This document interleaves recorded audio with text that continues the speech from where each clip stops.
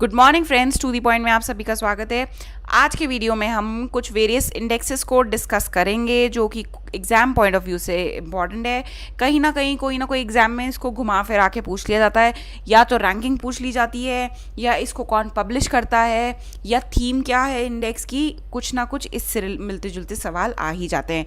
तो कौन से वेरियस इंडेक्स है जो हमारे लिए इंपॉर्टेंट है एग्ज़ाम पॉइंट ऑफ व्यू से, आइए देखते हैं। तो सबसे पहला जो इंडेक्स है वो है ह्यूमन डेवलपमेंट इंडेक्स, और इसको डेवलप करता है यूएनडीपी।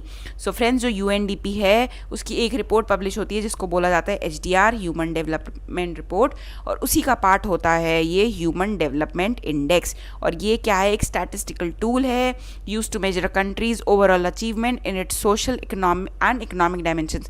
सो फ्रेंड्स, ये जो कंट्री भी, किसी भी कंट्री या किसी भी देश की प्रोग्रेस को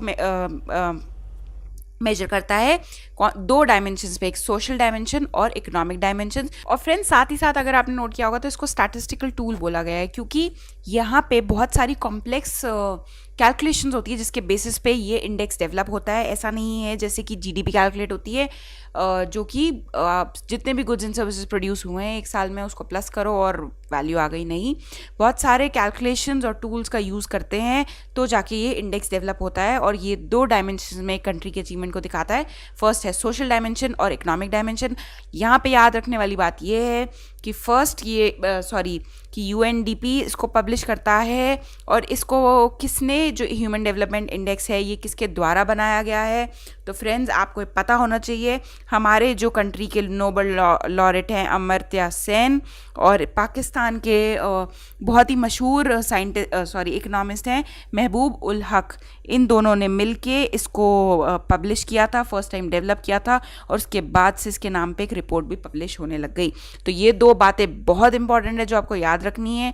और इसके जो तीन पैरामीटर्स हैं वो है long and healthy life, access to knowledge and decent standard of living. और क्या बात लिखी गई है एक बार वो भी देख लेते हैं। यहाँ पे HDI emphasizes that people and their capabilities should be ultimate criteria for assessing the development of a country and not economic growth alone। सिर्फ इकोनॉमिक ग्रोथ के बेसिस पे ये नहीं जज किया जाना चाहिए कि देश का विकास हो रहा है या नहीं, और भी पैरामीटर साथ साथ यूज़ किए जाने चाहिए बताने के लिए कि देश कितना प्रगति के पाथ पे है और कितना विकास हो रहा है। सिर्फ इकोनॉमिक में आपने अगर ध्यान दिया होगा तो आपने पहले भी जो इंडेक्सेस देखे थे तो उसमें आजकल ये कॉन्सेप्ट आ चुका है कि सिर्फ इकोनॉमिक फिगर को यूज़ नहीं करना चाहिए पता करने के लिए कि एक देश ग्रो कर रहा है कि नहीं, बल्कि क्वालिटी ऑफ लाइफ, लोग का स्टैंडर्ड ऑफ लिविंग, कितनी इक्वालिटी है, कितना जस्टिस रेट है, ये सबको भी कंसिडर करना चाहिए। और इसी चीज़ को बताता है ह्यूमन डेवलपमेंट इंडेक्स, जिसके दो डायमेंशंस है, सोशल एंड इकोनॉमिक डायमेंशंस। चलते हैं हमारे नेक्स्ट इंडेक्स पे जो कि inequality adjusted human development index. अब ये देखते हैं कि इसमें क्या कहा गया है। तो फ्रेंड्स, जैसे मैंने आपको बताया कि जो HDI इंडेक्स है वो फर्स्ट टाइम पब्लिश हुआ था 1990 में, ठीक है। उसके 20 साल बाद आया inequality adjusted human development index. और इसको क्यों लाना पड़ा, उसका रीज़न ये था फ्रेंड्स कि कोई भी अगर आप दो कंट्रीज़ को कंपेयर करो तो हो सकता है उनका स्कोर इक्वल आए HDI पे, बट जो वेलबींग का लेवल है ना वो डिफ़र कर सकता है। और वो क्यों होता है? क्योंकि इनइक्वालिटी एग्जिस्ट करती है सोसाइटीज़ में। मैं फिर से आपको रिपीट कर देती हूँ कि फ्रेंड्स, ज़रूरी नहीं है कि मान लीजिए A कंट्री और B कंट्री और उन दोनों का स्कोर 2 और 2 है, बट हम ये अश्योर नहीं कर सकते कि जो दोनों कंट्रीज़ के बीच में वेलबींग है वो भी इक्वली डिस्ट्रीब्यूटेड है, या हर चीज़ इक्वल डेवलपमेंट हो रहा है दोनों कंट्रीज़ में। और इसका एकमात्र रीज़न है इनइक्वालिटी इन द सोसाइटी। तो फ्रेंड्स, इसके जो inequality adjusted human development index होता है, इसके भी सेम डायमेंशंस होते हैं जो कि HDI के थे, 3 डायमेंशंस। बस जो डिफरेंस होता है इन दोनों में कि जो inequality adjusted human development index है इसमें इनइक्वालिटी एडजस्ट करके जो सोसाइटी में है तो एक फिगर निकाला जाता है, और जबकि HDI में इनइक्वालिटी को कंसिडर नहीं किया जाता है। वहाँ पे जो कैलकुलेशन होता है वो अर्थमेटिक मीन के बेसिस पे होता है, और inequality adjusted human development index में ज्योमेट्रिक मीन के बेसिस पे कैलकुलेशन होता है। बट आपको इतना डिटेल में जानने की ज़रूरत नहीं है, आपको बस ये याद रखना है कि जो inequality adjusted human development index है इसमें इनइक्वालिटी को भी कंसिडर किया जाता है, और ये भी यूएनडीपी द्वारा ही डेवलप्ड है और 2010 में इसको डेवलप किया गया था. The difference between IHDI and HDI is the human development cost of inequality, also termed as the overall loss to human development due to inequality. The IHDI allows a direct link to inequalities in dimensions. It can inform policy towards inequality reduction and leads to better understanding of inequalities across population. तो friends, इससे क्या होता है जब हम इसको calculate करते हैं कि गवर्नमेंट को पता चलेगा कि कितनी इनइक्वालिटी एग्जिस्ट करती है उनकी सोसाइटी में, सो दैट वो आगे जितनी भी पब्लिक पॉलिसीज़ बनाए इस तरीके से बनाए या इस ऑब्जेक्टिव से बनाए कि इनइक्वालिटी रिड्यूस करी जा सके और वो इसको बेहतर समझ सके कि किस तरीके से इनइक्वालिटी एग्जिस्ट करती है सोसाइटी में, ताकि वो इसको बहुत अच्छे तरीके से एड्रेस कर सके. तो ये हो गया आपका inequality adjusted human development index. आते हैं हमारे नेक्स्ट इंडेक्स जो कि है human poverty index. So friends, ये इंडेक्स भी यूनाइटेड नेशंस डेवलपमेंट प्रोग्राम द्वारा डेवलप किया गया था as a part of human development report. But कब लॉन्च किया गया था? 1997 में. और इसका ऑब्जेक्टिव क्या था? इसको बनाने का उद्देश्य ये था यूएनडीपी का कि ये इंडेक्स जो है एचडीआई इंडेक्स जो ह्यूमन डेवलपमेंट इंडेक्स है उसको कॉम्प्लीमेंट करेगा. कैसे करेगा? क्योंकि ये जो इंडेक्स है ये स्पेशली फोकस करेगा डिप्रिवेशंस इन ह्यूमन लाइफ्स, कि ह्यूमन लाइफ में क्या क्या डिप्रिवेशंस है, किस किस चीज़ से डिप्राइव्ड है ह्यूमन लाइफ वेरियस कंट्रीज़ में. तो ये बेसिकली किस पे फोकस करता है? स्टैंडर्ड ऑफ लिविंग पे.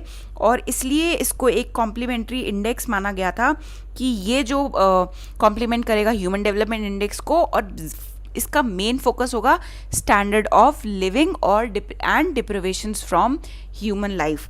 फिर इसको 2010 में क्या किया गया था? ये सबस्यूम हो गया किसमें? जो यूनाइटेड नेशंस का मल्टी डायमेंशनल पॉवर्टी इंडेक्स था उसके अंदर इसको सबस्यूम कर दिया गया. अब फ्रेंड्स, इस इंडेक्स का मेन मकसद क्या था? डेप्रिवेशन देखना. और डेप्रिवेशन किस एरिया में देखना? 3 मेन एरियाज थे इसके. लॉन्जिटिविटी, ठीक है, दूसरा हो गया नॉलेज, और तीसरा हो गया स्टैंडर्ड ऑफ लिविंग. तो ये 3 जो इसके एरियाज़ थे, ये इन 3 एरियाज़ पे फोकस करता था कि ह्यूमन लाइफ कितनी डिप्राइव्ड है इन 3 पैरामीटर्स पे. सो फर्स्ट हो गया लॉन्जिटिविटी, दूसरा हो गया नॉलेज, एंड तीसरा हो गया standard of living. So as of now आपको इतना ही जानने की ज़रूरत है और डिटेल में जाने की ज़रूरत नहीं है. बस आपको ये ज़रूर याद रखना है. देखिए एग्जाम में कैसे क्वेश्चन आएंगे. ह्यूमन पॉवर्टी इंडेक्स है वो किसके द्वारा डेवलप किया गया, तो आपको कन्फ्यूज़ नहीं होना. यूएनडीपी किसका पार्ट है? Human development report first publish हुआ 1997 में. और आप जिस भी साल में एग्ज़ाम में अपीयर हो रहे हैं उस साल में इंडिया की रैंकिंग क्या थी वो देख लेना. और इसमें जिस सबसे जो फर्स्ट रैंक थी वो भी आपको देखनी है कि क्या और किसकी आई थी. तो बस आपके लिए इतना ही ज़रूरी है एग्ज़ाम पॉइंट ऑफ व्यू से. हमारे लास्ट इंडेक्स पे जो कि है मल्टी डायमेंशनल पॉवर्टी इंडेक्स. अब फ्रेंड्स, ये इंडेक्स भी यूनाइटेड नेशंस डेवलपमेंट प्रोग्राम द्वारा डेवलप किया गया था और 2010 में डेवलप किया गया था. इसमें वर्ड मल्टी डायमेंशनल क्यों यूज़ किया है ये सोचने वाली बात है. तो इसका जवाब ये है फ्रेंड्स कि जो पावर्टी होती है ना, यूनी डायमेंशनल नहीं होती. एक वजह से या एक फेसेट या डायमेंशन में आप पावर्टी रिडन नहीं होते. बहुत सारी चीज़ें होती हैं जो कि पावर्टी कॉज करती हैं. जैसे कि मैंने बताया कि पावर्टी सिर्फ एक इनकम पे डिपेंड नहीं करती है या लैक ऑफ बेसिक नीड्स पे नहीं डिपेंड करती. बहुत सारे डायमेंशंस हैं जिसको मिला के पावर्टी बनती है. तो ये जो इंडेक्स है क्या करता है? शो करता है proportion of poor people and the average number of deprivation each person experience at the same time. तो फर्स्ट तो क्या, पुअर पीपल कितने हैं वो एट द सेम टाइम. अगर आपको याद हो कि जो इससे पहले था ह्यूमन पावर्टी इंडेक्स, उसको हमने इसमें सब्ज्यूम कर दिया था, इसमें मिला दिया था, एब्जॉर्ब कर लिया था. उसमें क्या बता रहे थे कि एक ह्यूमन लाइफ किन किन चीज़ों से डिप्राइव्ड है इन 3 डायमेंशंस पे. तो उसको भी यहाँ पे जब इन्वॉल्व कर दिया तो क्या आया कि इसमें ये भी बताया जाएगा कि average number of deprivation each person poor person experience. एक पुअर पर्सन को किस किस प्रकार के डेप्रिवेशंस फेस करने पड़ते हैं लाइफ में, वो भी मल्टी डायमेंशनल पावर्टी इंडेक्स बताएगा. और अगर आपको कभी भी गरीबी भी पावर्टी पे सबसे ऑथेंटिक डेटा चाहिए तो वो कौन और किसको रेफर करना है आपको? मल्टी डायमेंशनल पावर्टी इंडेक्स को, जो कि पब्लिश किया जाता है यूएनडीपी द्वारा प्लस इसमें एक और संस्था इनके साथ जुड़ी है जो है Oxford poverty and human development initiative, जिसको OPHIB बोलते हैं। बहुत ही बड़ा और रेप्यूटेड इंस्टीट्यूट है जो कि UNDP के साथ मिलकर इसको पब्लिश करता है। और इसमें क्या 3 डायमेंशंस हैं, वो है फर्स्ट एजुकेशन, दूसरा है health and standard of living. Standard of living में क्या आता है, जैसे access to water for drinking, मतलब क्लीन पानी मिलना चाहिए। ऐसे नहीं कि आप पानी के लिए ही आपको लाले पड़े हुए हैं, आपको ढूंढना पड़ रहा है कि पीने का सही साफ़ सुथरा पानी मिल जाए। रोटी कपड़ा मकान जिसको कहते हैं, रेंट, हाउस, एनवायरनमेंट, ये सब चीज़ें क्या आती है, स्टैंडर्ड ऑफ लिविंग में आती है। और ये सब इसके आगे आगे डायमेंशंस हैं, लेकिन पैरामीटर्स हैं। 3 मेजर जो डायमेंशंस हैं वो मैंने आपको बता दिए, education, health and standard of living. और सबसे ऑथेंटिक इन्फॉर्मेशन अगर कोई पावर्टी पे बताता है और रैंकिंग देता है तो वो है मल्टी डायमेंशनल पावर्टी इंडेक्स, जो कि कौन पब्लिश करता है, UNDP प्लस OPHI।